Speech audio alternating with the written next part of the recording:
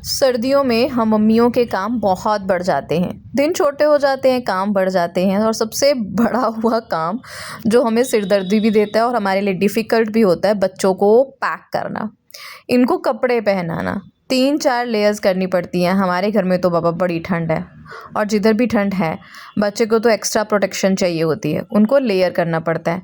Cap इन लोगों को लगानी नहीं है। कैप वाले सूट अगर डाल दो, उनमें भी इनको दिक्कत हो जाती है और ये अपने वेट से इतने ज़्यादा भारी हो जाते हैं, ये बहुत सारी दिक्कत आ जाती है ना। Hi guys, welcome back to my channel. मेरे चैनल पे आपका बहुत बहुत स्वागत है। मैं हूँ मीनाक्षी, मैं हूँ मॉम ऑफ 2। मेरी बेटी है 10 साल की जो इस टाइम पे स्कूल जा चुकी है और बेटा है 2 साल का। तकरीबन 9 बजे के आसपास का टाइम है। बेटी के स्कूल जाने के बाद जो मेरा रूटीन शुरू होता है वो मैं आपके साथ शेयर कर रही हूँ। लॉन्ग टाइम बैक बहुत जद्दोजहद के बाद सोचा कि नहीं ब्लॉग बनाती हूँ। पता नहीं बनेगा कि नहीं बनेगा, भगवान की कृपा से देखते हैं। बच्चों के साथ आपको बताइए, सर्दियों में तो काम ही इतने दुगने हो जाते हैं। एक तो दिन बहुत छोटा होता है। हाँ जी, कहाँ जाना है? कहाँ जाना है? चलो शूज़ डालें। शूज़ डालते हैं। यहाँ नाश्ते का काम ख़त्म करने के बाद मैं डस्टिंग वगैरह करनी शुरू कर देती हूँ और डस्टिंग भी सर्दियों में ज़्यादा करनी पड़ती है। लाइक धूल वगैरह कम होती है, बट हाँ, हमारा घर रोड के किनारे है तो धूल तो आएगी, लेकिन कपड़े, बिस्तरे, हमें अपने कंबल, हमें अपनी रजाइयाँ फोल्ड करके रखने हैं। और जैसे जिनमें स्पेस कम होती है, जैसे मेरे घर में स्पेस कम है, तो उस कम स्पेस में चीज़ों को ऑर्गेनाइज़ करना मेरे लिए बहुत डिफ़िकल्ट टास्क हो जाता है। फिर चीज़ें कई बार क्या होती हैं, वो मिसमैच सी होती हैं, है ना, वो सारी चीज़ें हो जाती हैं। हम मम्मियों की सिरदर्दी बहुत ज़्यादा होती है और ये हमें मम्मी बनकर ही समझ में आता है। आप पता नहीं एग्री करेंगे कि नहीं, ज़रूर बताइएगा। जब हमारी मम्मियाँ इस तरह से सुबह से लेकर शाम तक काम में लगी रहती थी तो हम सोचते थे यार ये बैठती क्यों नहीं है, मम्मी तुम बैठ लिया करो। और अगर वो इस तरह से काम करते करते थक गई और उसने अपनी भड़ास बेचारी ने हम पे बोल के निकाल दी, तो हम बोलते थे मम्मी तो डांटती रहती है। ये चीज़ें बहुत सारी हैं जो हमें समझ में आती हैं जब हम मम्मा बन जाते हैं। तो पिछले कल मेरी बेटी का बर्थडे था और इंस्टाग्राम पे आप लोगों ने बहुत सारी अच्छी अच्छी विशेस दी, उसके लिए थैंक यू वेरी मच। हाँ, मैंने व्लॉग नहीं डाला क्योंकि मैंने व्लॉग किया ही नहीं पिछले कुछ दिनों से। तो बिज़ी होना, सर्दियाँ होना, खुद ठीक ना होना, बच्चों को संभालना, बहुत सारे मैं रीज़न्स दे सकती हूँ, बट ये है कि दिल भी नहीं करता। एडिटिंग वगैरह में बहुत टाइम जाता है। तो छोटू दादू के साथ खेलने लग गया था पर वो खेल नहीं रहा था। लाइक उनको भी वो आज ना तंग ही कर रहा था कि मुझे उठा लो या मम्मा के पास ही रहना है। वो आज ना उसकी नींद ही नहीं पूरी हुई। वो सुबह क्या करता है कि मुझे भी नहीं उठने देता। वो उसी टाइम पे उठेगा जब मुझे उठ के ऋत्वी का काम वगैरह करना है ना। तो फिर बाद में मेरे पास समय नहीं होता उसको उस टाइम सुलाने का। थोड़ा सा मतलब ठंड की वजह से शायद वो ऐसा हो रहा था, तो थोड़ा सा तंग कर रहा था। बट उसे साथ लेके काम करने में मुझे मज़ा भी बहुत आता है और मुझे आदत भी हो गई है। 10 साल हो गए हैं माँ बने हुए और 10 साल का एक्सपीरियंस इतना है कि कुछ भी हो जाए अब डर नहीं लगता। और कोई भी सिचुएशन हो, मुझे होता है कि मैं कर ही लूँगी और मुझसे बेहतर ये कोई नहीं कर सकता। बस हृदय को साथ लेके सारे बेड क्लीन किए, उसके साथ खेलती भी रही और इस तरह से बच्चा भी खुश रहता है और मैं भी खुश रहती हूँ। आज के ब्लॉग में मैं आपके साथ शेयर कर रही हूँ जब हृत्वी स्कूल चली जाती है। हृत्वी मेरी बेटी जब स्कूल चली जाती है उसके बाद 12 बजे तक मेरे किस तरह से काम रहते हैं। हृदय को साथ लेके सारी चीज़ें मुझे जो है वो करनी होती हैं। और इस टाइम पे मैं आ गई थी क्योंकि हम दोनों का ब्रेकफास्ट जो है वो अब बनेगा, तो मैंने इसको अपने साथ सेल्फ पे ही बिठा लिया। और हाँ, मैं नो डाउट मैं ध्यान पूरा रखती हूँ और मैंने म्यूज़िक लगाया हुआ था और कुछ शब्द कीर्तन लगाए थे पहले, उसके बाद फिर पुराने गाने।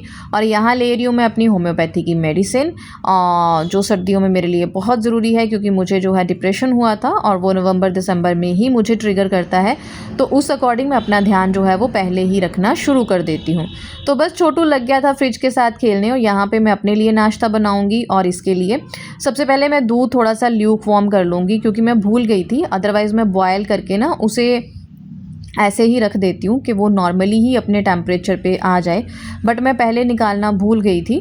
तो मैंने अभी दूध लिया, उसे ल्यूक वार्म किया और कुछ ड्राई फ्रूट्स जो हैं वो मैं भिगो के रखती हूँ, जैसे अंजीर हो गई, खजूर हो गई, किशमिश हो गई, बादाम, अखरोट, थोड़े थोड़े दो दो करके, और उनको मैं ग्राइंड करके अब स्मूदी बनाऊँगी। और उसमें मैं ये वाले जो है आजकल ओट्स डालती हूँ।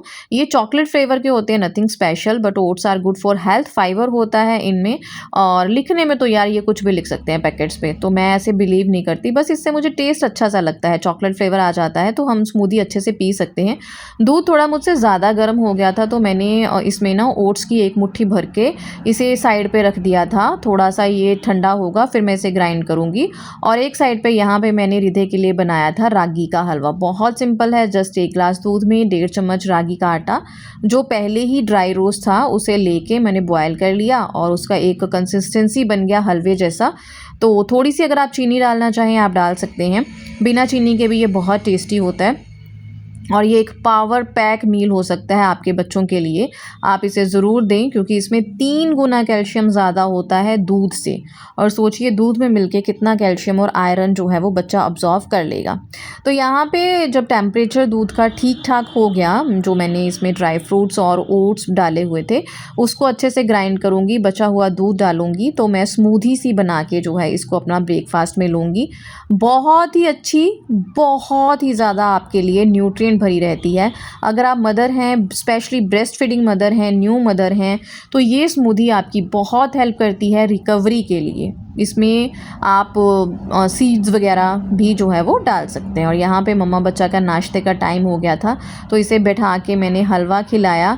थोड़ा सा आज ये था इसका मूड कि हाँ मुझे पैम्परिज्म ज़्यादा मिले, तो बस इसके लिए मैंने घर के काम थोड़े से अवॉइड किए और 1-1.5 घंटा इसी के साथ बिताया। रोज़ का जो रूटीन होता है ना वो अलग होता है क्योंकि सारा बच्चे के मूड पे ही डिपेंड करता है ना, इसका मूड कैसा है, इसके साथ कैसे रहना है। कई बार तो ये आसपास खेलता रहता है, कई बार इसे सेल्फ पे ही बैठना है, कई बार इसे गोदी में रहना है, तो सब कुछ इसके अकॉर्डिंग ही होता है। और कह लीजिए कि जहाँ मैं ही इसके अकॉर्डिंग करती हूँ।